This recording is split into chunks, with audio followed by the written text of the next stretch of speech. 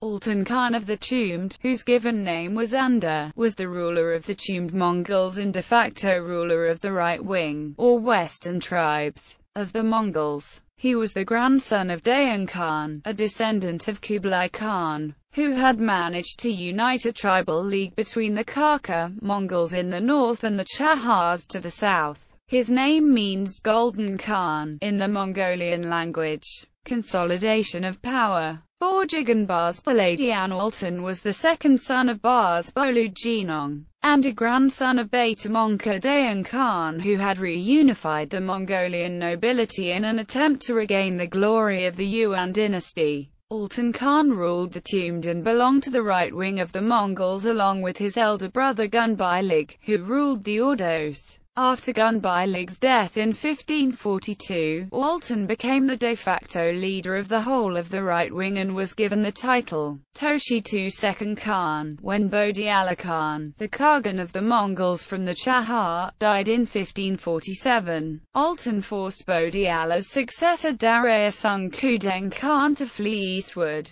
In 1551, Darayasung made a compromise with Altan in exchange for giving the title Jijin Khan to him. Altan Khan, who controlled the Ordos Tumen of the Huanghe or Yellow River, was well placed to keep pressure on the Chinese and the Oirat Mongols in Tibet while developing both agriculture and trade. In 1571, Altan Khan was granted the title Shun Yuang from the Longqing Emperor, the 12th Emperor of China. Altan Khan also founded the city of Kokota, now the capital of the Inner Mongolia Autonomous Region of the People's Republic of China. There is an impressive statue of him in one of the city's main squares. Alliance with the Deluge. Altan Khan is particularly remembered for establishing ties between Mongolia and the religious leaders of the Tibetan Deluge order. Altan Khan first invited Sonam Gyatso to Tümed in 1569, but apparently he refused to go and sent a disciple instead, who reported back to him about the great opportunity to spread Buddhist teachings throughout Mongolia. In 1571, Altan Khan got the title Shun Yuang from Longqing Emperor, the 12th Emperor of China. In 1573, Altan Khan took some Tibetan Buddhist monks prisoner. Sonam Gyatso accepted Altan Khan's invitation to Tümed in 1577.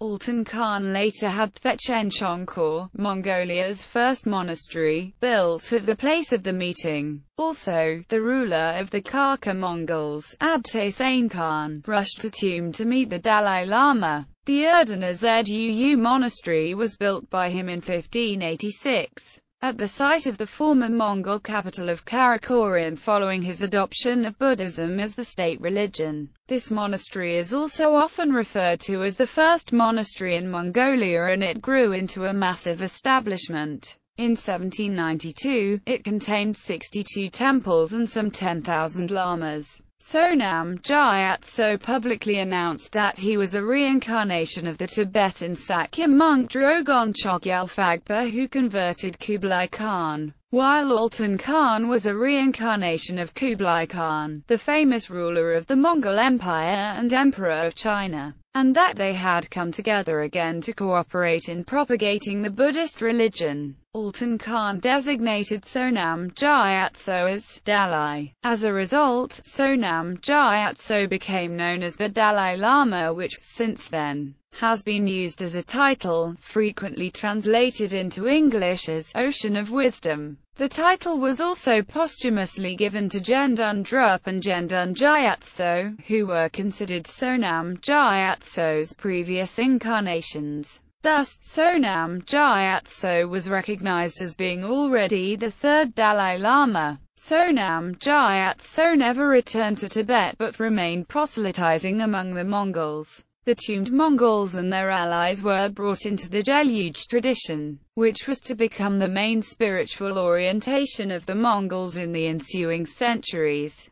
Sonam Gyatso's message was that the time had come for Mongolia to embrace Buddhism, that from that time on there should be no more animal sacrifices. There must be no taking of life, animal or human. Military action must be pursued only with purpose, and the immolation of women on the funeral pyres of their husbands must be abolished. He also secured an edict abolishing the Mongol custom of blood sacrifices. These and many other such laws were set forth by Gyalwar Sonam Gyatso and were instituted by Altan Khan. A massive program of translating Tibetan texts into Mongolian was commenced, with letters written in silver and gold and paid for by the Dalai Lama's Mongolian devotees. Within 50 years virtually all Mongols had become Buddhist, with tens of thousands of monks, who were members of the Gelug order, loyal to the Dalai Lama. When Sonam Gyatso died in 1588, his incarnation, and thus the new Dalai Lama, was Altan Khan's great-grandson. Military exploits.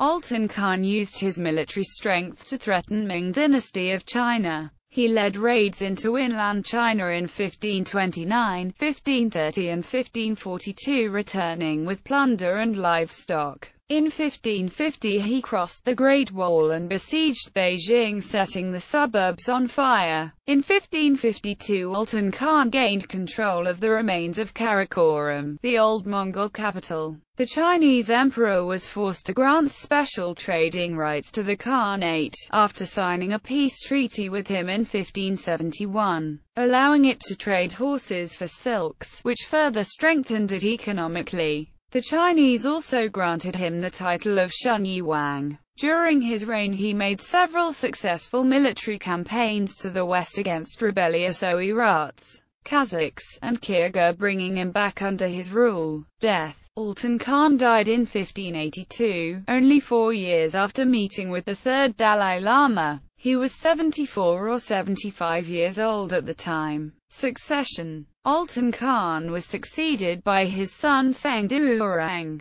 Altan Khan's great-grandson, Алтан Gyatso, was selected as the fourth Dalai Lama.